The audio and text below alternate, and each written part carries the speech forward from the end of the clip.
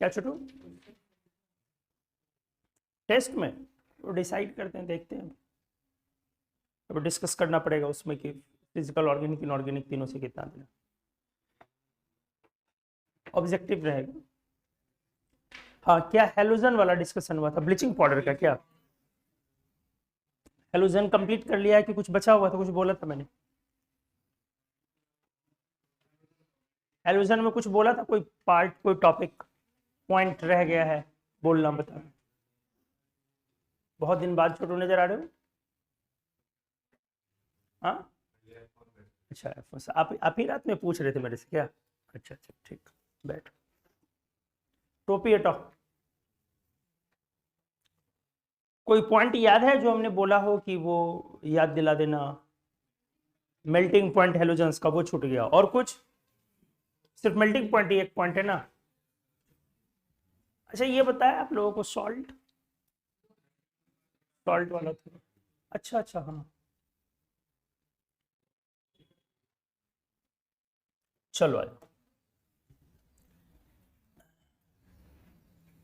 Halogens तो नाम से ही क्लियर है, salt forming elements.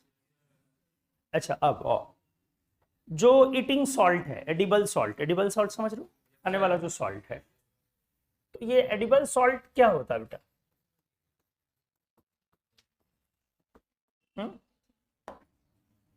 Edible salt तीन चीजें, क्या क्या?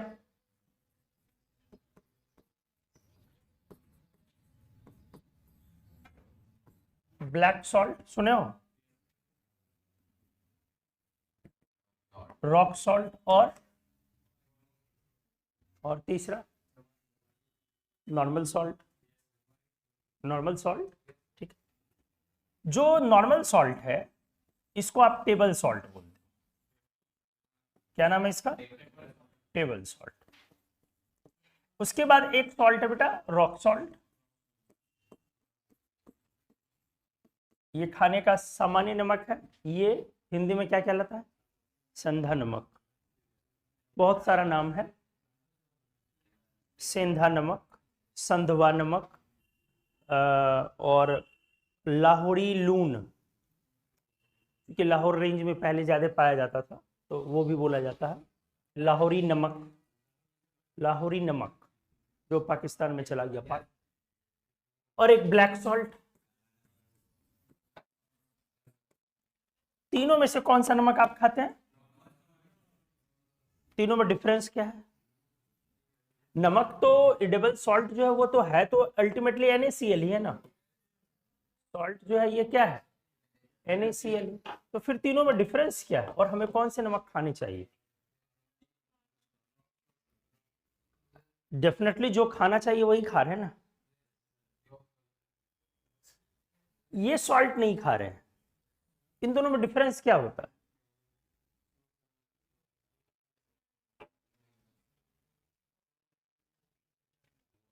चलो सीखो।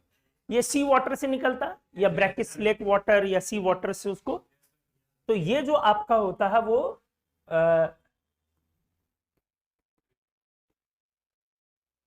Refined from sea water. Sea water से पहले उसको निकाल के फिर उसको कई स्टेप में क्या किया जाता है? रिफाइन किया जाता है। इसमें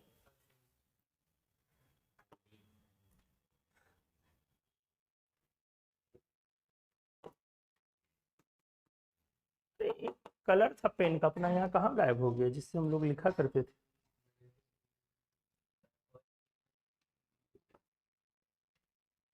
एक कलर से काफी हम लोग लिखते थे ना। हाँ ये ठीक। इसमें 85% NaCl, sorry 95%, 97% NaCl, sorry, up to लगा लो। इसमें अप टू कितना है? 97% NaCl, और 3% बाकी चीजें इसमें ऐड करते हैं मिनरल्स को। अब उसी में जो सस्ता है उसमें 97, 98% NaCl, 99 भी परसेंट NaCl हो सकता है, जो काफी सस्ता नमक होता है। लेकिन जो थोड़ा सा अच्छा नमक, जो कॉस्टली आप देखते हैं, हाँ, जैसे कोई ब्रांड बेचती है तो वो क्या करती है, उसमें 3% में आयोडीन ऐड करा या और भी मिनरल्स ऐड करते हैं जो जरूरी है। ठीक है, तो up to 97% NaCl plus added minerals, bracket में लिख सकते हो लाइक आयोडीन। आयोडीन का भी जिक्र करना जरूरी है, इसी के लिए मैंने ये डिस्कस किया। रॉक सॉल्ट क्या है? ये थोड़ा सा कोर्स होता है नेचर में, कोर्स समझते हो, खुरदुरा, थोड़ा रफ होता है छूने पर, इसकी तरफ सॉफ्ट नहीं है वो। ठीक है, और ये नेचुरल सॉल्ट, ये नेचुरल सॉल्ट है, ये रिफाइंड फॉर्म नहीं है। ये हम लोग रॉक्स से निकालते, थोड़ी सी ऊपर से गंदगी हटाई जाती है, अंदर का पार्ट लेकर के उसको पाउडर करके आपको दिया जाता है। तो ये नेचुरल सॉल्ट है। और इसकी सबसे अच्छी खासियत क्या है, थोड़ा सा ये लेस सॉल्युबल है। क्यों लेस सॉल्युबल है? ड्यू टू प्रेजेंस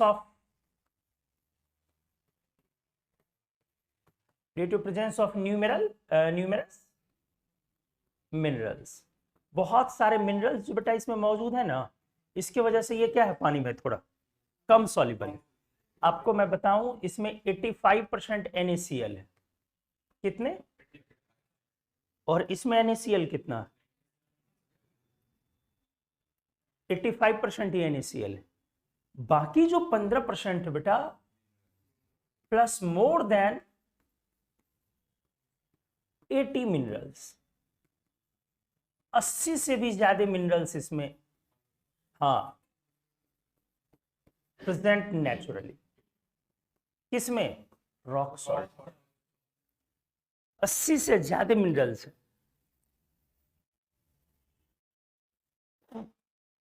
वो भी डिपेंड करता है कि कितना पुराना है, किस रॉक से आया है, किस रेंज के रॉक से आया है, क्योंकि हर रेंज के रॉक्स का कॉम्पोजिशन अलग अलग होता है। तो कहीं कहीं पे 90 से भी ज्यादा मिनरल्स उसमें है। तो ये आपके लिए बहुत ही क्या है, फायदेमंद है। और इसमें इंक्लूडिंग इनके मिनरल्स में कॉपर का मिनरल, मैग्नीज का मिनरल, क्रोमियम का मिनरल, जिंक मोस्ट इंपॉर्टेंट। हमने आपको कितनी बार बोला, जिंक बहुत इंपॉर्टेंट है आपके लिए। जिंक आपके इम्यून को अच्छा करता है, जिंक आपकी हीलिंग एबिलिटी को अच्छा करता है। तो including zinc, copper, manganese, chromium, magnesium, selenium, iodine, सब कुछ।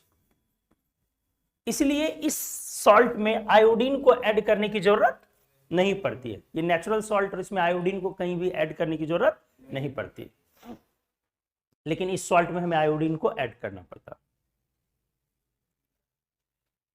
तो ये सॉल्ट हमारे लिए क्या है, लेकिन इसको यूज कम करते हैं लोग। क्यों? हाँ, एक कॉस्टली है, एक ये भी फैक्टर है, कॉस्टली है। लेकिन नमक इतना महंगा भी नहीं है वो कि हम यूज नहीं कर सकते। कौन सा नमक हमें किलो के हिसाब से रोज खाना, तो इतना भी महंगा नहीं है कि आप यूज नहीं कर सकते। दूसरा और रीजन क्या है, इसका जो सबसे बड़ा प्रॉब्लम है वो है इसकी लेस सॉल्युबिलिटी। आप कोई चीज का सॉल्यूशन बना रहे हैं, कुछ बना रहे हैं, आप देखेंगे उसमें के लास्ट में नीचे नमक बैठा हुआ था, और आप चाहते हैं कि जल्दबाजी में बने कोई चीज, और ये वाला आप क्या देख चुके होते हैं, डालो तुरंत गायब। इसलिए आप धीरे धीरे क्या करते हैं, इसको ऑप्ट करते चले जाते हैं, उसको छोड़ के। आपके पास पेशेंस नहीं है, आपको थोड़ा भी कम सॉल्युबल लगा, अरे कौन वो नमक घुल ही नहीं रहा, अच्छा नहीं है। ऐसा नहीं है, बहुत सारे मिनरल्स हैं जिसकी वजह से उसकी सॉल्युबिलिटी कम है, वो टाइम लेता है आपको डिसॉल्व करने। ये आपके लिए ये मेडिसिन की तरह है, तो आप अपने नमक को तुरंत के तुरंत रिप्लेस करें। और एक पॉइंट क्या है ना, टेलीविजन का एडवर्टीजमेंट जो आप लोगों को बर्बाद कर रखा है। अनिल कपूर साहब आएंगे, बोलेंगे हिमालय से भाई अभी अभी निकाल के तुरंत लाया ही है। हाँ, रामदेव बाबा भी आएंगे एकदम तुरंत, आज आज ही, वो इससे पहले था कहाँ। तो आपको कोई एडवर्टीजमेंट में आते हैं और इसके एडवर्टीजमेंट करते हैं आपको, उसके बाद कोई भी चीजें क्या होती है ना, मीडियम क्लास के लोगों की ये खासियत है, उसको किसी चीज की खासियत है, चिल्ला के अगर 4 बार बोल दो तो उसको लगेगा यही इंपॉर्टेंट, यही बेस्ट, और थोड़ा कॉस्ट उसका बढ़ा दो, फिर तो उसको सोचने समझने की शक्ति समाप्त हो जाती है। तो एक ही चीज लगता है, क्या महंगा क्यों है, आखिर अच्छा है तभी तो महंगा है। ऐसा नहीं है भाई, हम भी अच्छे हैं लेकिन सस्ते हैं। बहुत महंगी है क्या पढ़ाई हमारी? बेटा जितनी हमारी फी है ना उससे ज्यादा का तो तू उनको रिचार्ज करा चुका होगा, समझ रहे हो ना। तो हर सस्ती चीज जरूरी नहीं है कि खराब ही हो। तो रॉक सॉल्ट को थोड़ा सा प्रचलन में पहले लोग यूज करते थे, धीरे धीरे धीरे धीरे वो हट गए, लोग इसको यूज करने लगे और ये रिफाइंड फॉर्म है। और देखो तब भी इसकी जरूरत नहीं पड़ती उतनी, क्योंकि आपके वाटर में इतने ये सारे बहुत सारे मिनरल्स आपके वाटर में ऑलरेडी मौजूद है। लेकिन दिक्कत क्या, हम लोग वाटर का आज वाटर पोल्यूशन एक बहुत बड़ा पॉइंट है, बहुत बड़ा रीजन है, इशू है। तो हम लोग क्या करते हैं, वाटर को भी क्या करते हैं, फिल्टर करके पीते हैं। तो सेवरल स्टेप्स में वाटर का भी जो फिल्ट्रेशन होता है, इसलिए उसका भी मिनरल्स क्या होता है, सारा बाहर चला गया। उसका भी अधिकांश मिनरल्स आरओ की वजह से, पर्टिकुलरली रिवर्स ऑस्मोसिस जो हम लोग करते हैं उसकी वजह से मोस्ट ऑफ ऑल मिनरल्स उसका फिल्टर आउट हो जाता है। इसलिए हमें जरूरत पड़ती है नमक में बहुत सारे मिनरल्स को ऐड करके खाने की। तब भी 97% NaCl है। आप कभी टेस्ट किया है सिंधा नमक? आपको बहुत ज्यादा नमकीन नहीं लगेगा, कारण वही समझिए ना, वो 87% NaCl, और ये NaCl में 95% 97% इतना, और वो 85%। ज्यादा NaCl के कंजम्पशन से ब्लड प्रेशर बढ़ सकता है। तो ये एकदम मेडिसिन की तरह, इसमें NaCl का कम है। तो लोग क्या कहते हैं, बोलेंगे कि ना वो नमक नहीं है, अच्छा वो ज्यादा लगता है, ज्यादा डालना पड़ रहा है ना, तो ये कम में हो रहा है काम, तो लोगों को ये सस्ता लग रहा है। बट धीरे धीरे इसका अमाउंट, आप प्राइस देख रहे हैं कहां तक पहुंच गया है। नॉर्मल 100 रुपए किलो नमक अब पहुंच गया है। वो प्यूरो वगैरह जो आप क्या क्या क्या क्या इधर उधर कुछ बहुत सारा टाटा सॉल्ट वगैरह ढेर सारा है, 100 रुपए किलो पहुंच गया। आप आराम से बाजार से, और सिंधा नमक में भी कौन वाला, वो पाउडर किया हुआ ना खाएं, क्योंकि वो भी रिफाइंड रहता है थोड़ा। उसका नया नाम हो गया है, इन तीनों के अलावा एक चौथा नाम हो गया पिंक सॉल्ट, सुने हो? वो क्या है, वो यही नमक है, उसको क्या किया गया, थोड़ा और रिफाइन किया गया। रिफाइन इसलिए कि अब वो जल्दी घुले। तो पिंक सॉल्ट जो है वो इसी का फॉर्म है, उसको और रिफाइन किया गया उसकी सॉलिबिलिटी को बढ़ाने के लिए। जो मिनरल्स लेट से डिजॉल्व हो रहे, कुछ मिनरल्स को क्या कर दिया गया, निकाल दिया गया।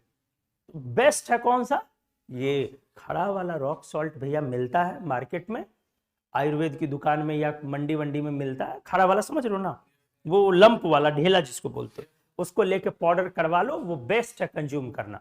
और थोड़ा सा आयोडीन का अमाउंट बढ़ाना चाहते हैं तो आप अपना सॉल्ट घर में तैयार कर सकते हैं। उसको पीसने के बाद 80-20 या 70-30, 80-20 या 70-30 का इसका और इसका मिक्सचर तैयार कर सकते हैं। 80% ये, 20% ये, इससे आयोडीन इंटेक आपका बढ़ जाएगा। जिंक बहुत ही कम खाने के चीजों में पाया जाता है, जिंक और आयोडीन। आयोडीन तो न के बराबर है, लेकिन जिंक भी बहुत सारे फूड में नहीं है। जो हम लोग कॉमन फूड जो नॉर्मल डेली लाइफ में लेते हैं उसमें जिंक की मौजूदगी नहीं रहती। बहुत ही रेयर हर्ब्स ऐसे हैं जिसमें जिंक पाए जाते हैं, और जिंक हमारे शरीर के लिए बहुत जरूरी है। पूरे कोविड में देखते होंगे मोदी जी टीवी पे आके एक ही बात बोलते थे, जिंक की गोली खाएं, जिंक की गोली खाएं। जिंक आपके इम्यून के लिए बहुत ही हेल्पफुल है, बहुत अच्छी चीज है जिंक। कैलामाइन के फॉर्म में, कैल्शियम कार्बोनेट के फॉर्म में, जिंक ऑक्साइड के फॉर्म में, इवन बहुत सारे लोशन वगैरह में रहता है। अगर आपको कभी वो चेचक वगैरह हो जाता है कुछ इस तरीके का, तो आपको स्किन को सही करने के लिए वो जिंक का ऑइंटमेंट दिया जाता है, कैलामाइन वगैरह दिया जाता है। आप लोग लैक्टोकैलामाइन खूब लगाते हैं आप लोग गोरे होने के लिए। लैक्टोकैलामाइन सुनो, नहीं सुनो जा, लैक्टोकैलामाइन सुने हो ना, फेस पे लगाया जाता है, क्रीम लगाया जाता है, बॉडी में लगाई जाती है। नॉर्मल वो रॉक कैलामाइन है, कैल्शियम जिंक कार्बोनेट है, सारे क्रीम का वो बाप है अपने आप। तो सॉल्ट को रिप्लेस करें इससे। अब आइए कौन सा, ब्लैक सॉल्ट भी क्या है हमारा, वो भी नेचुरल सॉल्ट ही कि नहीं है जी, है, ये भी नेचुरल सॉल्ट है।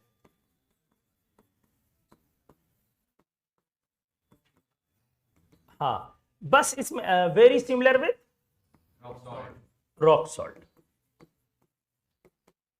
रॉक सॉल्ट की तरह ये भी बहुत उसी की तरह सिमिलर है।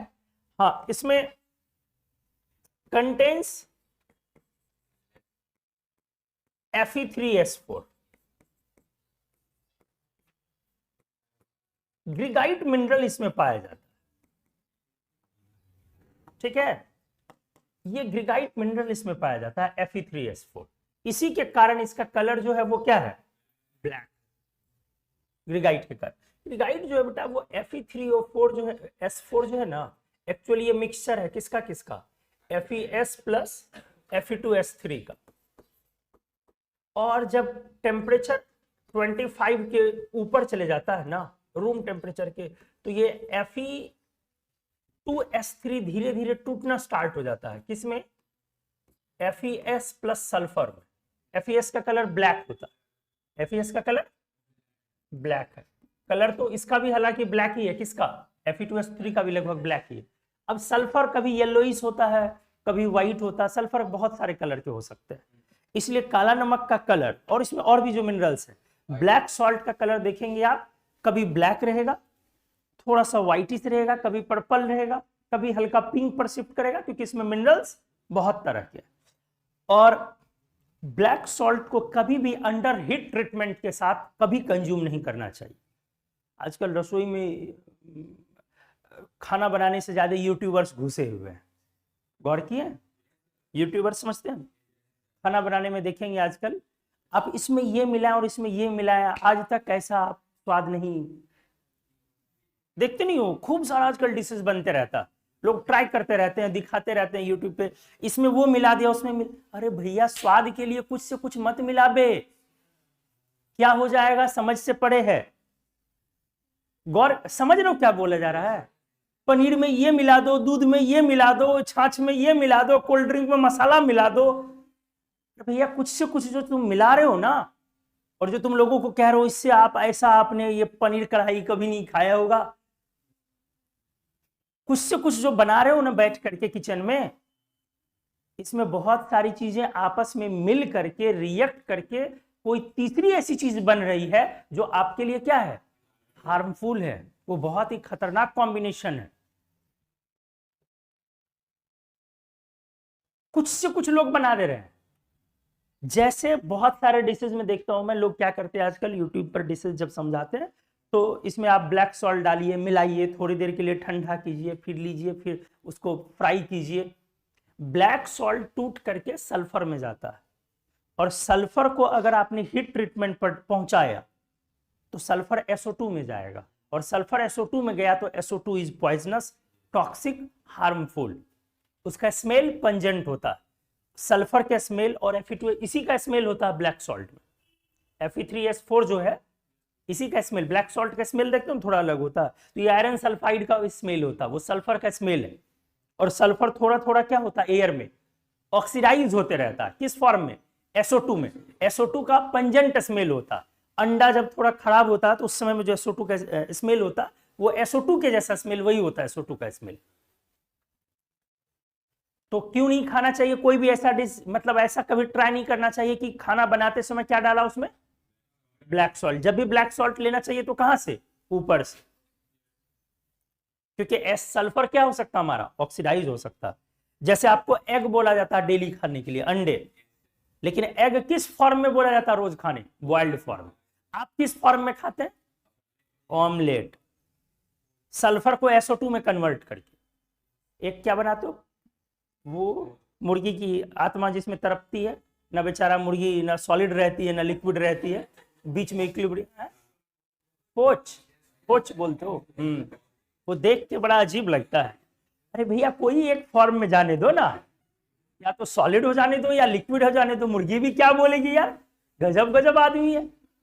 ऐसे ऐसे लोग ही जब ऊपर जाते हैं तो यमराज उनका पैर काट के बेसन लगा कर लेग फ्राई, लेग कबाब बना के खाते हैं, ऐसे ऐसे लोगों का कुछ भी। तो जब भी एग खाते हैं तो एग को भी आप सिर्फ किस फॉर्म में, डेली एग खाने चाहिए, रोज एग का कंज्यूम होना चाहिए। एग में बहुत सारे मिनरल्स होते हैं, लेकिन किस फॉर्म में, बॉइल्ड फॉर्म में, सिर्फ और सिर्फ बॉइल्ड, किसी और फॉर्म में नहीं। बहुत लोगों को कच्चा एग खाने की बीमारी होती है, कच्चा अंडा अच्छी चीज है, खराब नहीं है वो, अच्छी चीज है। दिक्कत कहां है, अगर गलती से अंडा खराब है तो आप किस स्टेज पर पहुंच सकते हैं अपने जीवन में ना, उसका असर 10 साल बाद वो कैंसर के फॉर्म में हो सकता है, या फिर किसी भयंकर इंफेक्शन के फॉर्म में हो सकता है, यू नेवर नो। इसीलिए कच्चा कंज्यूम करना बहुत रिस्कफुल, आपको पता नहीं चलेगा कि वो अंदर में क्या है, ये खराब हो गया है कि नहीं, और आप सीधे कंज्यूम कर लेंगे। तो इसलिए एग को कच्चा कंज्यूम करने से बचिए। बहुत सारे लोग आगे, आप जिम विम करेंगे ना, कभी नौकरी वोकरी लगेगी तो करोगे ही, सब लोग जाते हैं सबसे पहले उसी में, क्योंकि सोचते हैं ऐसा करने पर फिर अच्छी अच्छी डैश मिलती है, फिर समझ रहे हो बात में। हाँ, तो उस समय में आपको खूब एडवाइस किया जाता है क्या लेने के लिए, कच्चा अंडा। कच्चा अंडा का कंजम्पशन खतरनाक है, मैं ये नहीं कहता हूँ हार्मफुल है, वो खतरनाक है, रिस्कफुल है, वो नहीं करना। तो तीनों सॉल्ट को समझ लिया आपने। तो बेस्ट सॉल्ट कौन सा है? साइंस पढ़ते हो भाई तो साइंस का एप्लीकेशन आपको पता होना चाहिए। हाँ, हम लोग बस क्या करते हैं, पढ़े जाते हैं, किताबी नॉलेज होता है अपने पास, हम लोग पढ़ते हैं नंबर लाने के लिए, सीखने के लिए नहीं पढ़ते। अच्छा, तुम में से कोई सीखने के लिए पढ़ते हो? कोई नहीं। कौन पढ़ते हो सीखने के लिए, बताओ। अच्छा, कोई ऐसे हो रियली जो चाहते हो कि नॉलेज के लिए पढ़ाई की जा रही है, चाहते हो छोटू? तो धीरे से हाथ क्यों उठा रहे हो भाई? लर्निंग एबिलिटी आपकी अच्छी होगी ना बेटा, ये आईटी नीट कोई कंपटीशन ये सब सब एक तरफ है, और लर्निंग एबिलिटी एक तरफ। लाइफ को आप अलग तरीके से जीना समझना चाहते हैं, और मतलब समझो ना, उस इंसान की जिसकी लर्निंग एबिलिटी अच्छी है ना बेटा, उसकी जिंदगी खूबसूरत है बहुत। मेरी जिंदगी बहुत अच्छी, क्यों? मेरी लर्निंग एबिलिटी अच्छी है, मुझे किसी चीज को लर्न करना अच्छा लगता है, उसके बारे में नॉलेज लेना अच्छा लगता है। और इससे होता है क्या ना, इंसान नई नई चीजों पर हमेशा पढ़ाई करते रहता है, नई नई चीजों पर शोध करते रहता है, रिसर्च करते रहता है, काम करते रहता है अपनी क्षमता के अकॉर्डिंग। हो सकता है मेरी क्षमता बहुत नहीं है, लेकिन जितनी है उतनी। तो आप खुश रहेंगे अगर आपके अंदर लर्निंग एबिलिटी रहेगी, नहीं तो हमेशा क्या रहेगा, आप पर लगेगा दबाव के साथ ये काम कर रहा हूं। लोग क्यों पढ़ाई कर रहे हैं? मोस्टली नंबर आए, नंबर के लिए पढ़ाई करें। नंबर के लिए पढ़ाई नहीं करना बेटा, तुम्हारी लर्निंग एबिलिटी अच्छी होगी तो नंबर खुद ब खुद आएंगे, खुद ब खुद नंबर आएगा। और नंबर आएगा भी, कंपटीशन भी होगा, आपका रैंक भी आएगा, सक्सेस जिसको बोलते हैं आप अपने टर्म्स में। लेकिन रियल सक्सेस क्या है? हम रोज नई नई चीजों को सीखें और उसका प्रैक्टिकल लाइफ में इस्तेमाल करें। यहां से आलू काट के निकाले, वहां पे डाल दिए, वहां सेक दिए, यहां से नमक निकाला, इसमें डाल दिया, कोल्ड ड्रिंक निकाला, मसाले में मिला दिया। बेटा ये सब सीखो। आप डेली लाइफ में हर दिन साइंस को इस्तेमाल करते हो, पर्टिकुलरली केमिस्ट्री को हर पल इस्तेमाल कर रहे हैं, टूथपेस्ट इस्तेमाल कर रहे हैं। भाई क्या है, कभी जानने की कोशिश करो, क्या है ये टूथपेस्ट। हम दुकान में जाते हैं, वो अलग अलग तरह के टूथपेस्ट दिखते हैं हमें, क्या है सारे टूथपेस्ट में डिफरेंस, कौन से टूथपेस्ट हमें यूज करने चाहिए, कौन से नहीं करने चाहिए, क्यों यही टूथपेस्ट यूज कर रहे हैं। ये सब बेटा सीखने का एक जरिया है, मतलब प्रोसेस में इसको लाओ इन चीजों को, लर्निंग एबिलिटी अच्छी करो। बाकी क्या है यार, ठीक है ना, साइंस है तो नंबर आएगा और जाएगा। सॉल्ट में आयोडीन किस फॉर्म में एडेड रहता है? KI plus KiO3। एम्स में सबसे पहली बार 2006 में पूछा गया।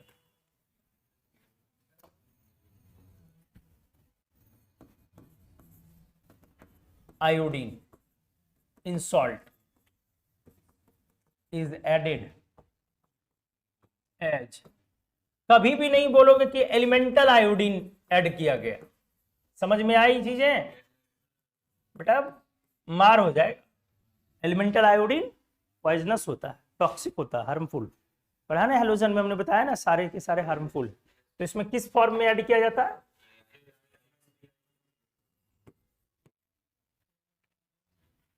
आयोडाइज्ड सॉल्ट में जो आयोडीन हुआ वो potassium iodide plus potassium iodate के फॉर्म में ऐड किया। ठीक है, इसको क्या बोलोगे? Potassium iodate. गर्मी लग रही है जी। MPBP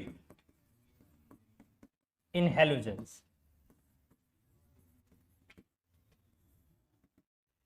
fluorine, chlorine, bromine, iodine. एक तो ऐसे नॉर्मली समझ में चीजें आती हैं कि ये गैस है, ये भी गैस है, ये क्या है? लिक्विड, और ये क्या है? तो MPBP किधर बढ़ रहा? नीचे। सवाल उठता है क्यों? बताओ, पढ़ाया हमने? मोलर मास बढ़ रहा इसीलिए ना, मोलर मास बढ़ने की वजह से किस चीज पर असर आ रहा? नहीं, वैंडरवाल फोर्स, जिसको आप बोलते हो इंटरमॉलिक्यूलर फोर्स, मॉलिक्यूल के बीच लगने वाला फोर्स, वैंडरवाल फोर्स स्ट्रेंथेंस, ये मजबूत होता चला जाता। ठीक है, इसलिए एमपीवीपी हमारा बढ़ रहा है। अरे पिछले इनर्ट नोबल गैस में भी डिस्कस किया हमने, जितना मॉलिक्यूल्स का मोलर मास बढ़ते जाए, मॉलिक्यूल का इंटरमॉलिक्यूलर इंटरेक्शन उतना स्ट्रांग होते जाएगा, जिसके कारण उसको बॉयल करना, गैस में ले जाना रिलेटिवली क्या होते जाएगा, डिफिकल्ट होते चले जाएगा। लेकिन ये चीजें सिर्फ कब लगती है, हमने आपसे डिस्कस किया था, जब सब्सटेंस मॉलिक्यूलर नेचर का हो। जब सब्सटेंस मतलब हम जो सब्सटेंस बोल रहे हैं उसमें मॉलिक्यूल मॉलिक्यूल के बीच में कौन से फोर्स होने चाहिए, वैंडरवाल फोर्स होने चाहिए। जैसे हमने आपको बोला कि मोलर मास के डायरेक्टली प्रोपोर्शनल अगर आपने एमपीबीपी लिखा, एमपीबीपी डायरेक्टली प्रोपोर्शनल, तो ये चीज क्या आप NaCl और KCl में लगा सकते हो? नहीं। क्यों? क्या बोला हमने? NaCl वर्सेस KCl में लग सकती है ये चीजें। क्यों बेटा? क्योंकि इसमें मॉलिक्यूल के बीच में वीक वैंडरवाल फोर्सेज नहीं है, ये आयंस में। ये कब लगेगा मोलर मास के डायरेक्टली प्रोपोर्शनल? यदि मॉलिक्यूल के बीच में क्या हो, वैंडरवाल फोर्स, तब ये चीजें लगती। ठीक है, तो एमपीवीपी हेलोजन्स में, तो हेलोजन बहुत शानदार इंट्रोडक्शन हम लोगों का रहा। हेलोजन में हम लोगों ने हेलोजन का नेचर, इसको समझा, इसका कलर समझा, इसका पॉइजनस नेचर समझा, वाटर की तरफ इसका हमने रिएक्शन समझा। क्या सारी चीजें डिस्कस हुई है या नहीं? वाटर की तरफ रिएक्शन हम लोगों ने क्लियर किया। कौन वाटर में विगरसली वाटर से रिएक्ट करेगा, कौन स्लोली रिएक्ट करेगा, और कौन नहीं रिएक्ट करेगा। आयोडीन का पर्टिकुलरली हमने सीखा कि आयोडीन वाटर में इनसॉल्युबल है, उसकी सॉल्युबिलिटी को बढ़ाने के लिए KI मिलाते हैं हम लोग, तो उससे KI3 बनता है, ब्राउन कलर का सॉल्यूशन। फिर हमने देखा कि आयोडीन NaOH में लिखा था, NaOH में सॉल्युबल है कि नहीं लिखा? लिखा। क्या बना था उससे? Na+ NaO, है ना? क्योंकि नॉर्मल जैसे हेलोजन रिएक्शन करता है एल्कली से, उस तरीके का वो रिएक्शन हुआ था। और फिर हमने उसके बाद सॉल्ट बताया, बहुत सारी चीजें, हेलोजन इस तरीके से समाप्त हुआ। नए ग्रुप में एंटर किया जाए। इंट्रोडक्शन आप पढ़ रहे हो छोटू, इंट्रोडक्शन अलग अलग ग्रुप का, बस इंट्रोडक्शन। पीरियोडिक टेबल में प्रॉपर्टीज ऑफ एलिमेंट्स या पीरियोडिक प्रॉपर्टीज को स्टार्ट करने से पहले एलिमेंट्स का हम लोग क्या पढ़ रहे हैं? इंट्रोडक्शन पर। 16th ग्रुप, 6 से oxygen, sulphur, selenium, tellurium, polonium क्या है हमारा? रेडियो एक्टिव है। ये रेडियो एक्टिव है, तो स्टेबल है क्या अनस्टेबल? अनस्टेबल। और ये एक कैंसरस एलिमेंट, मतलब अगर आपके बॉडी में इसका इनटेक होता है तो that can cause cancer. Cancerous element है। बहुत सारे टोबैको में पोलोनियम का अमाउंट होता है, सिगार वगैरह जो बहुत सारे होते हैं उसमें, सिगार समझते हो ना लोग, तो उसमें पोलोनियम थोड़ा बहुत रहता है कुछ कुछ टोबैको में, तो पोलोनियम कैंसरस एलिमेंट है। अब आ जाओ, इन ग्रुप के एलिमेंट्स को अपन क्या बोलते हैं बेटा? क्या बोलते हैं? क्या नाम होता है इनका? जैसे 7A का नाम होता है हेलोजेंस, इनका नाम क्या होता है? क्या नाम होता है? कैल्कोजेंस। क्या? नॉट चैल्को, कैल्कोजेंस। हेलोजन का मतलब था सॉल्ट फॉर्म, कैल्कोजेन का मतलब होता ओर फॉर्म, मीन्स ओर फॉर्म। ओर समझते हो ना? यस, 9th-10th में आपने पढ़ा हुआ। आपने गौर किया होगा कि ज्यादातर ओर्स हिंदी में क्या बोलते हो? यस, ज्यादातर ओर्स या तो ऑक्सीजन वाले होंगे या सल्फर वाले। तो अर्थ में ओर्स क्या है? मेटल का सोर्स है, नेचुरल सोर्स जो अर्थ में मौजूद है। तो आयरन अर्थ में बहुत अमाउंट में है, और वो किस कंपाउंड या मिनरल के फॉर्म में है? हेमेटाइट बोलते हो ना, फॉर्मूला Fe2O3। सिल्वर अर्थ में मौजूद है, किस फॉर्म में है? Ag2S argentite. एल्यूमिनियम अर्थ में मौजूद है, किस फॉर्म में है? Bauxite Al2O3। तो आप मोस्टली ओर्स को देखें, अगर आपने एल्यूमिनियम के लिए क्या यूज किया? Al2O3। अगर आपने Fe के लिए क्या लिया? Fe2O3। आपने सिल्वर के लिए मेजर और क्या लिया? Ag2S। आपने टीन के लिए मेजर और क्या लिया? SnO2। आपने लेड के लिए मेजर और क्या लिया? PbS। तो क्या देखने वाली चीज है? क्यों इस ग्रुप के एलिमेंट को कैल्कोजेन बोला गया? क्योंकि ऑक्सीजन और सल्फर का ही कंपाउंड, का ही फॉर्मूला, मॉलिक्यूलर सब्सटेंस या सब्सटेंस बोल लें आप, मॉलिक्यूल्स के वाले सब्सटेंस मौजूद है मेटल के डिपॉजिट के फॉर्म में अर्थ में, जिसे आप क्या बोलते हैं? ओर बोलते हैं। इसलिए इस ग्रुप के एलिमेंट्स का नाम क्या पड़ गया? कैल्कोजेंस। कैल्कोजेंस का मतलब हुआ बेटा ओर फॉर्मिंग एलिमेंट्स। मेनली किसके कारण? ऑक्सीजन एंड सल्फर के कारण। ठीक है। अर्थ में सबसे ज्यादा कौन सा एलिमेंट पाया जाता है? Composition of earth.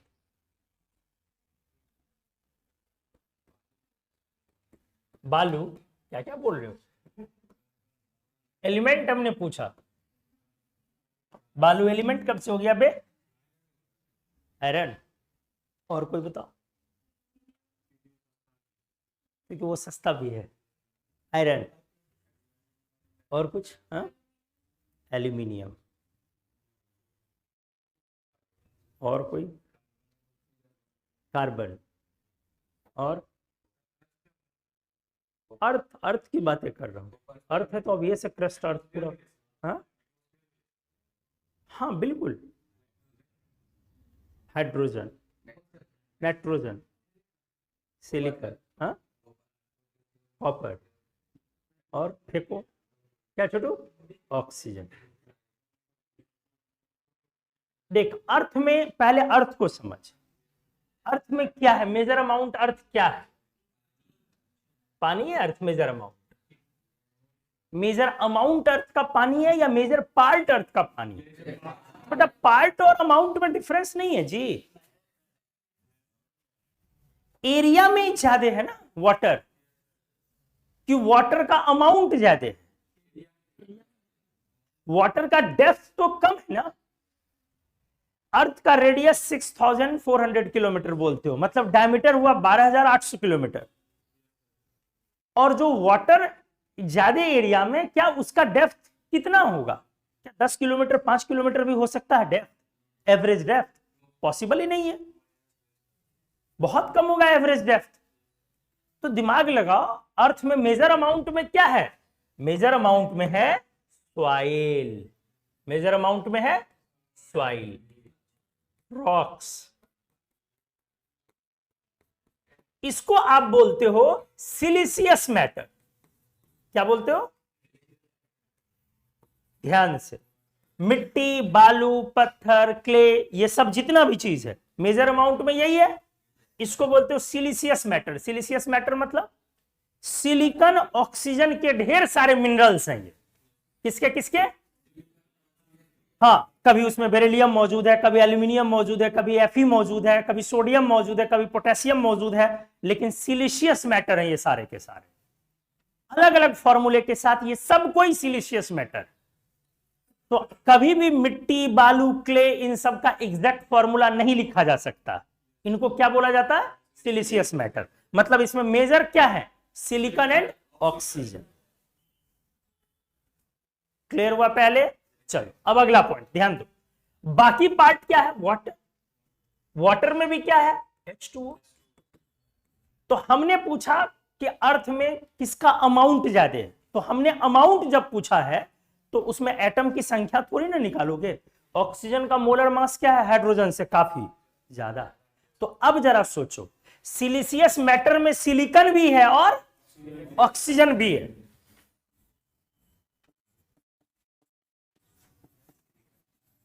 और भी कुछ है या नहीं है? और भी कुछ है या बस यही दो चीजें हैं? बहुत सारी चीजें हैं इसके अलावे भी। बोला ना बेटा ढेर सारे मेटल्स वगैरह। तो अब बोलो फाइनली क्या निकला, सबसे ज्यादा क्या दिखा अर्थ में? क्या है?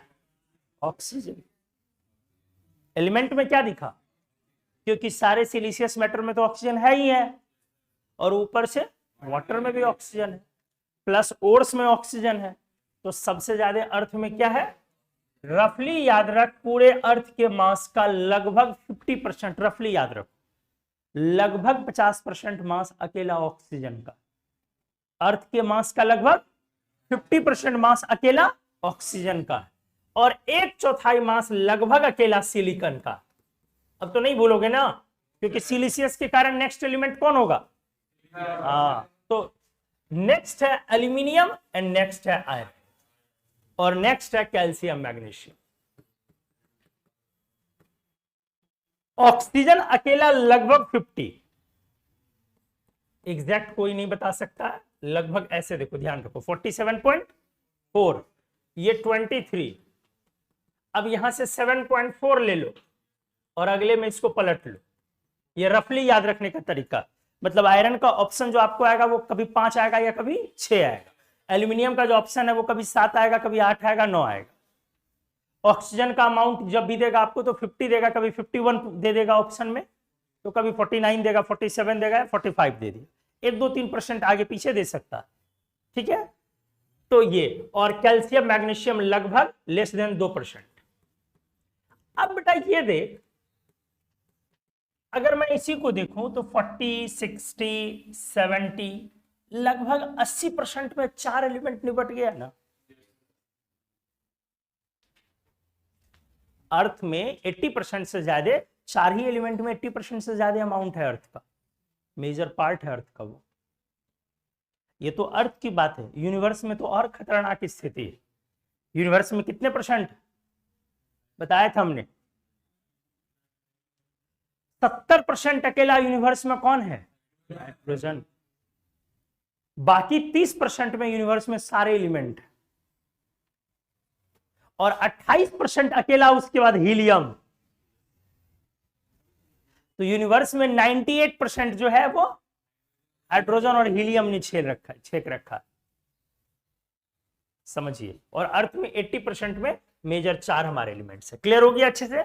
कैल्कोजेंस की बातें हम लोग कर रहे थे, कैल्कोजेन का क्या मतलब है, ओर फॉर्मिंग, और अर्थ का कॉम्पोजिशन हम लोग का। अब आ जाओ बारी बारी से।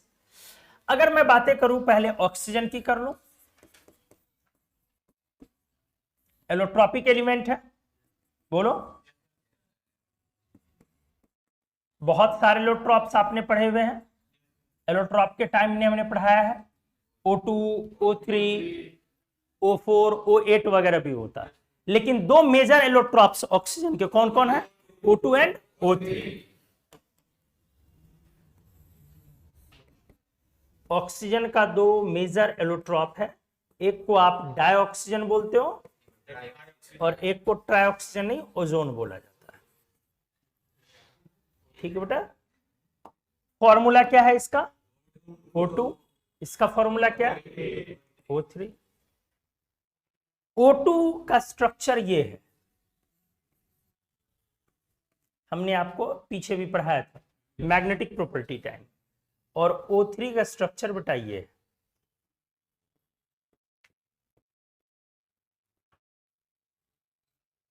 ये O3 कहां से आया ये बाद में देखो, लेकिन स्ट्रक्चर आपको याद रखना है। इससे जुड़ी हुई एक खास बात हमने आपको करवाया था। O2 नेचर में क्या होता है? पैरामैग्नेटिक, याद है? तो O2 नेचर में क्या है? पैरामैग्नेटिक। कितने अनपेयर्ड इलेक्ट्रॉन निकले थे? 2, एंटी बॉन्डिंग में आया था अनपेयर्ड, याद है? और ओजोन नेचर में क्या है? डायामैग्नेटिक।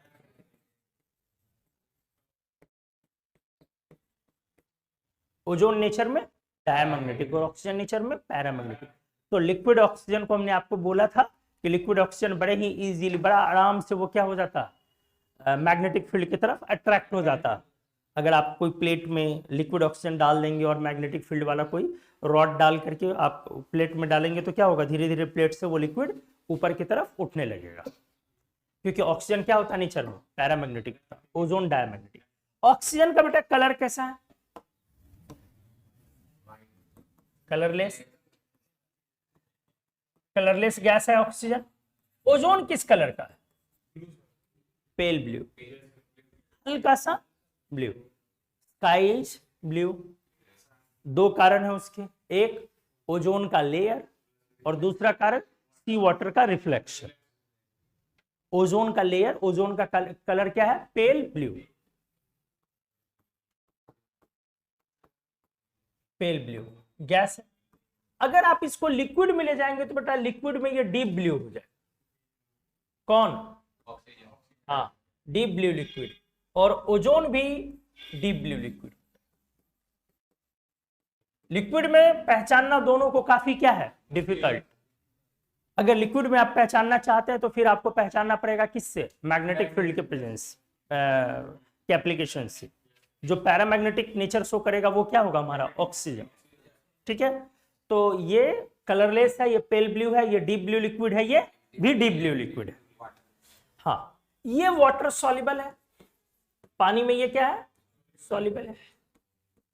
ओजोन उससे ज्यादा सॉल्युबल, ये भी वाटर सॉल्युबल है, लेकिन इसकी जो सॉल्युबिलिटी है वो हायर सॉल्युबिलिटी है। वजह कोई समझा सकते हो, ऑक्सीजन की तुलना में बेटा ये ज्यादा सॉल्युबल है लोग। This is due to polar nature of ozone.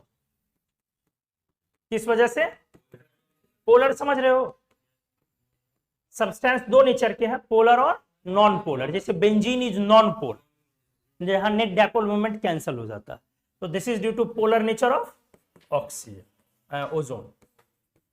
Ozone nature में पोलर है और O2 नेचर में नॉन पोलर। ये देखो, ये नेचर में क्या हो गया, ये बेंट शेप का है तो ये नेचर में पोलर है, और O2 नेचर में नॉन पोलर। ये लीनियर है ना, इसमें कोई डायपोल मोमेंट नहीं बनेगा। ठीक है, चलो, तो हायर सॉल्युबिलिटी अगर आपसे पूछी जाए कि ऑक्सीजन के रिस्पेक्ट में ओजोन की किस वजह से है, पोलर नेचर होने के कारण। अगला पॉइंट हो, इसमें कौन सा स्मेल है,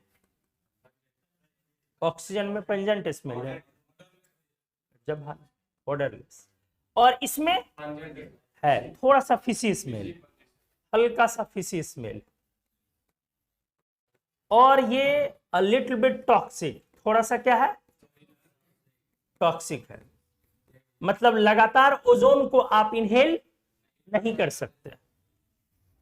ठीक है, क्या ऑक्सीजन लगातार आप ब्रीद कर सकते हैं या नहीं, प्योर ऑक्सीजन भी आप ब्रीद नहीं कर सकते, लेकिन उसका दूसरा कारण, उसका ये कारण नहीं है कि वो टॉक्सिक है, उसका दूसरा रीजन है, वो बाद में डिस्कस होगा।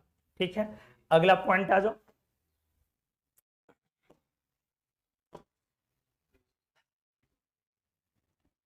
O2, ओजोन का डिप्लेशन, 9th-10th में आपने पढ़ा है, ओजोन का टूटना लेयर का। पहले आप ये जानते हैं कि ओजोन का एक लेयर है, कभी डिस्कस पी ब्लॉक जब पढ़ाया जाएगा तो ज्यादा डिस्कस किया जाएगा, अलग अलग लेयर के बारे में, स्ट्रेटोस्फेयर वगैरह आपको समझाया जाएगा उस समय, तो अभी उधर मैं नहीं जा रहा हूं। ओजोन का एक लेयर है, ये लेयर नेचर ने बनाया है, करोड़ों साल लगा इसको बनने में। ये लेयर आपके लिए कैसे हेल्पफुल है, पहले आसमान में जो हमारे अर्थ के चारों एक लेयर है, ये किस फॉर्म में हमारे लिए हेल्पफुल है, तो सन से बहुत तरह के रेज अर्थ पर पहुंचते हैं। वो सारे रेज हम अपनी स्किन पर डायरेक्टली नहीं ले सकते, हम समाप्त हो जाएंगे। कैंसर जैसी घातक बीमारियां, बहुत तरह के डिजीज हो जाएंगे, क्योंकि उसमें बहुत सारे ऐसे रेज हैं जिसकी एनर्जी बहुत ज्यादा है, अल्ट्रावायलेट रेज। हाँ, तो ओजोन क्या करता है, उस रे को फिल्टर करने का काम करता है, एब्जॉर्ब कर लेता है एक तरह से उस रे को। कुछ रेज को तो वो क्या करता है, रिफ्लेक्ट, और कुछ रेज को वो एब्जॉर्ब करके टूट जाता है ऑक्सीजन।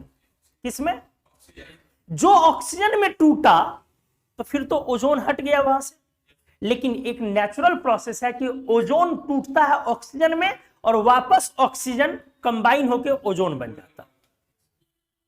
तो उसके टूटने के साथ बनने की दर, रेट, ओजोन के टूटने का रेट और बनने का रेट अच्छा है, बनने का भी रेट अच्छा है, वो इक्विलिब्रियम में है वो प्रोसेस। इसीलिए नेचुरल प्रोसेस में ओजोन को दिक्कत नहीं है, ओजोन टूटेगा भी अल्ट्रावायलेट लेकर के, हाई एनर्जी को लेकर के, और वो बनेगा भी। हमने आपको पढ़ाया भी है एलोट्रॉप में थोड़ा सा। लेकिन दिक्कत क्या है, हम लोग नीचे बहुत सारी चीजों को इस्तेमाल करते हैं, ठीक है, ढेर सारे ऐसे केमिकल मटेरियल्स इस्तेमाल करते हैं जो धीरे धीरे धीरे धीरे जब कहां जाते हैं ऊपर, तो वो ओजोन से रिएक्ट करके ओजोन को फिक्स कर लेता, कंज्यूम कर लेता। तो इससे क्या होता, ओजोन का लेयर पतला हुआ। तो इसी को बोलते हैं डिप्लीशन ऑफ ओजोन लेयर। और ओजोन लेयर पतला होने से सन का जो हार्मफुल रेज है वो वापस हम तक पहुंच सकता। आपके स्किन में मेलानिन नाम का एक द्रव्य पाया जाता है, वो टिश्यू में वो एब्जॉर्ब हो सकता है और इससे स्किन ब्लैक भी हो सकता है और हाँ ठीक है, कलर डिस्कलर हो सकता है स्किन, और इसके वजह से कैंसर तक हो सकता है इंसान। हम नीचे बहुत सारी ऐसी चीजें अपनी सुख सुविधाओं के लिए इस्तेमाल करते हैं, जैसे आपने पढ़ा होगा CFCs, क्लोरोफ्लोरोकार्बन, या क्लोरीन का जितना भी आप सब्सटेंस यूज करते हैं, क्लोरीन कम करते हैं कि बहुत ज्यादा इस्तेमाल करते हैं। हाथ धोने से लेके नमक खाने तक सब में क्लोरीन क्लोरीन इस्तेमाल कर रहे हैं। तो क्लोरीन का सब्सटेंस बड़ा इजीली रिएक्ट करता है किससे, ओजोन से। तो इससे ओजोन कन्वर्ट हो जाता है किसमें, ऑक्सीजन, ऑक्सीजन कह रहे हैं, मतलब फिक्स हो गया, तो ओजोन का लेयर पतला हुआ। तो इसीलिए टेम्परेचर आप देखेंगे कि जहां पर आप ज्यादा पॉल्यूशन है वहां पर टेम्परेचर थोड़ा ज्यादा फील करते हैं। वजह क्या है, ओजोन का थिकनेस उस जगह पर क्या है, कम है। लेकिन बहुत सारे जगहों पर ये थिकनेस अभी भी बरकरार है। जैसे अमेजन फॉरेस्ट है, तो वो दुनिया का क्या सबसे बड़ा फॉरेस्ट है, वो बहुत सारे देशों से बड़ा है। फॉरेस्ट नहीं, बहुत सारे देशों से अमेजन फॉरेस्ट बड़ा है। वो इतना बड़ा है कि उसके ऊपर का जो लेयर है वो कम से कम क्या है, सुरक्षित है। तो आप बचे हुए हैं उन सब वजहों से, वरना आप तो नीचे से लेके खुचार रहे हो, खुचारना समझते हो ना, हाँ, होल कर रहे हो कि कैसे वहां से हटे। तो depletion of ozone layer, ozone का ध्यान से देखो, ऑक्सीजन में कन्वर्जन, यहां मैं लिख रहा हूं O3 किसमें कन्वर्ट कर रहा है, और O2 के साथ एक क्या बन रहा है, ऑक्सीजन बनेगा ना बेटा। इसको क्या बोलोगे, एटॉमिक ऑक्सीजन, या इसका एक नाम और क्या है, नेसेंट ऑक्सीजन, नया बना हुआ ऑक्सीजन। ये वापस कंबाइन होकर के किसमें कन्वर्ट कर रहा है, O3। ये टूटता है कब, जब इस पर क्या पड़े, यूवी रेज 240 से 410 नैनोमीटर, पढ़ाया था हमने, HNu, मतलब यूवी रेज हुआ ना, ये पढ़ने पर बहुत हाई एनर्जी हुआ, क्योंकि 400 एंगस्ट्रॉम तक हम लोग देख पाते हैं, है ना, ये 4000 एंगस्ट्रॉम तक देख पाते हैं। ये 4000 एंगस्ट्रॉम से क्या है, लो फ्रीक्वेंसी, मतलब हाई एनर्जी का ये रे हुआ, यूवी रे हुआ ना रे। हम लोग 4000 से 7000, मतलब 400 नैनोमीटर से 700 नैनोमीटर के बीच को हम लोग देखते हैं ना, वो विजिबल रीजन में क्या लाता, तो ये यूवी हुआ। ये क्या कर गया बेटा, टूट गया, और टूटने के बाद ये बना और ये वापस कंबाइन होके क्या बन गया, ओजोन बन गया। तो ये साइकिल चलता रहता है, ये नेचुरल प्रोसेस है। और हम लोग क्या करते हैं इसी में, इसके टूटने की दर को बढ़ा रहे हैं, बहुत सारे गैसेस को यूज करके, सब्सटेंस को यूज करके। मोबाइल फोन आप इस्तेमाल करते हैं, मोबाइल फोन से ओजोन लेयर का डिप्लेशन है, जबरदस्त डिप्लेशन है, बहुत भयंकर डिप्लेशन है। NF3 उसमें एक सब्सटेंस यूज होता है, जो NF3 जाता है, तो NF3 वो आपके ओजोन लेयर को के डिप्लेशन का वो भी एक बहुत बड़ा कारण है। क्योंकि मोबाइल फोन हम लोग जितना भी इस्तेमाल करते हैं और जो पुराना होता है उसको क्या करते हैं, फेंक देते हैं, वो कभी भी रिसाइकलिंग में नहीं जाता। इतने हम लोग पढ़े लिखे नहीं है बेटा, तो जब से आया सो ही रहा है। वो बाबा जी एक गए, एक तू रह गया। हाँ, वो उनका भी यही हाल था और इनका भी यही हाल है। अच्छा, कल आए थे बाबा जी? कमंडल लेके आए थे कि बिना कमंडल के? कमंडल नीचे रख दिए, वो टॉयलेट के लिए निकले होंगे तो आ गए होंगे। क्यों आते हो बेटा? हाँ, अच्छी नींद आती है यहाँ पे? ठीक है, कोई दिक्कत? एक पॉइंट पूछना आपसे, ओजोन का ऑक्सीजन में जाना या ऑक्सीजन का ओजोन में आना, इनमें से कौन सा प्रोसेस एक्सोथर्मिक है, कौन सा प्रोसेस एंडोथर्मिक?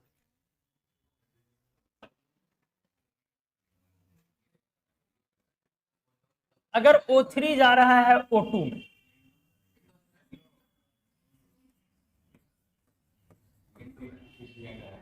ये प्रोसेस एक्सोथर्मिक है या एंडोथर्मिक?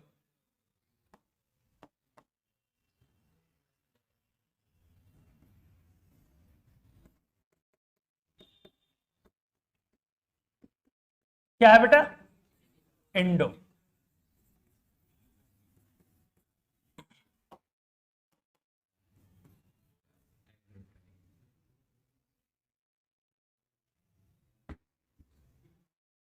कैसे? आपको तो लग रहा है सर इसको तो तोड़ना पड़ रहा है। बेटा किसी चीज में अगर हीट, किसी चीज को अगर आप लाइट देते हो या टेम्परेचर देते हैं और तब टूटता है, इसका ये मतलब थोड़ी ना कि वो रिएक्शन एक्सोथर्मिक हो गया, एंडोथर्मिक हो गया। ये मतलब नहीं होता, नेट की बातें होती है। बर्निंग ऑफ कोयल, कोयले को जलाना, एक्सोथर्मिक है कि एंडोथर्मिक? एक्सोथर्मिक। कोयला जलता तो बहुत सारा हीट लिबरेट होता, लेकिन क्या अपने आप जलता है? तो हमेशा सी और O2 के रिएक्शन में क्या लगाते हो ऊपर? हीट। तो हीट लगाया तो क्या वो इंडो हो गया? नेट बातें होंगी ना कि आपने कितना दिया और कितना रिलीज हुआ। आपने दिया थोड़ा और रिलीज हुआ बहुत सारा, तो उस पर बातें होती है एक्सो और इंडो। O3 का O2 में जाना, आपने ध्यान नहीं दिया, ओजोन का स्ट्रक्चर ये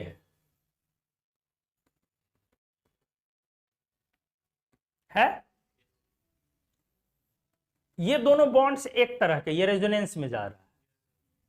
तो हम लोग बोलते हैं ना बेटा इसका बॉन्ड ऑर्डर। क्या बोलते हैं? बॉन्ड ऑर्डर मतलब बॉन्ड की संख्या। बॉन्ड ऑर्डर का मतलब हुआ दो एटम के बीच बॉन्ड की संख्या। जैसे H2 में दो एटम के बीच बॉन्ड कितना है? एक। तो H2 का बॉन्ड ऑर्डर कितना हुआ? 1। N2 का बॉन्ड ऑर्डर कितना हुआ? 3। बॉन्ड ऑर्डर हो गया average number of bond, average number of bond. ठीक है, ये हुआ हमारा बॉन्ड ऑर्डर। तो जैसे H2 बॉन्ड ऑर्डर कितना बोलोगे? 1। N2 3, क्योंकि ट्रिपल बॉन्ड लेते हो ना, N ट्रिपल बॉन्ड N। अगर हमने बोला CO2 एवरेज बताना है एक जगह पे 2 ना, तो बॉन्ड ऑर्डर 2।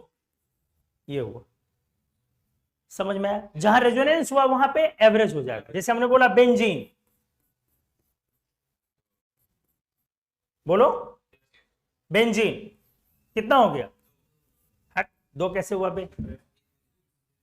एवरेज बोला ना हमने, ये रेजोनेंस है अंदर, तो इसमें सीसी बॉन्ड ऑर्डर कितना हुआ? 1.5। कैसे? कभी 2 है, अब उसी पोजीशन पर थोड़ी देर बाद क्या होगा? 1 हो जाएगा। तो अभी 2 है फिर 1 हो जाएगा, तो एवरेज कितना हुआ? 1.5। तो बॉन्ड ऑर्डर हमने क्या बोला आपको? Average number of bonds between 2 atoms in a molecule. समझ में आ गई चीजें? तो ये हो गया 1.5। तो यहां पर दोनों बॉन्ड्स इक्वल है रेजोनेंस के थ्रू, तो बोलो बॉन्ड ऑर्डर कितना हो गया? 1.5। कितने लोग को आ गया समझ में? हाथ उठा। गुड। और O2 में वही चीज कितना बॉन्ड ऑर्डर? 1 नहीं है, 2 है। 1.5 और 0.5, तो इसका बॉन्ड ऑर्डर कितना है? 2। या ओ डबल बॉन्ड ओ बनाते थे ना पहले, तो कितना बॉन्ड दिख रहा हुआ? 2 दिख रहा। तो O2 का बॉन्ड ऑर्डर कितना हो गया? 2। तो अब जरा सोचो, यहां पर 2 एटम के बीच 2 बॉन्ड है और यहां 2 एटम के बीच एवरेज, तो यहां से यहां आने पर बॉन्ड बना कि टूटा? बना, फॉर्मेशन ऑफ बॉन्ड हुआ ना। तो यदि बॉन्ड बनता है तो वो एक्सोथर्मिक हुआ कि इंडोथर्मिक? समझ में आई चीजें? फॉर्मेशन ऑफ बॉन्ड्स हुआ बेटा, इसलिए प्रोसेस अपना क्या हो गया? अरे समझ में आया बे? बॉन्ड बनना एक्सोथर्मिक, बॉन्ड टूटना इंडोथर्मिक। तो ओजोन का ऑक्सीजन में कन्वर्ट होना अच्छों को ये समझ में नहीं आता, सभी को लगता है कि ये कौन सा प्रोसेस है? इंडो। क्यों? क्योंकि इसमें हाई एनर्जी वाली फ्रीक्वेंसी जब पड़ती है तब जाकर के ये टूट रहा है, तो लोगों को लगता है कि इसीलिए ये इंडोथर्मिक है। ऐसा नहीं है। टूटने के बाद जो O2 बनता है उसमें बॉन्ड ऑर्डर ओजोन से ज्यादा है, फॉर्मेशन ऑफ बॉन्ड के कारण ये एक एक्सोथर्मिक प्रोसेस है। क्लियर हो गया? आज थोड़ा कम ही रहने देता हूं, मेरी तरफ से गलती है, आधा घंटा मैं लेट पहुंचा। ठीक है, अगले क्लास में 6:15 से लेकर कंपनसेट कर दूं। अगले दिन जो भी है इनऑर्गेनिक वाली जब भी होगी। Thank you.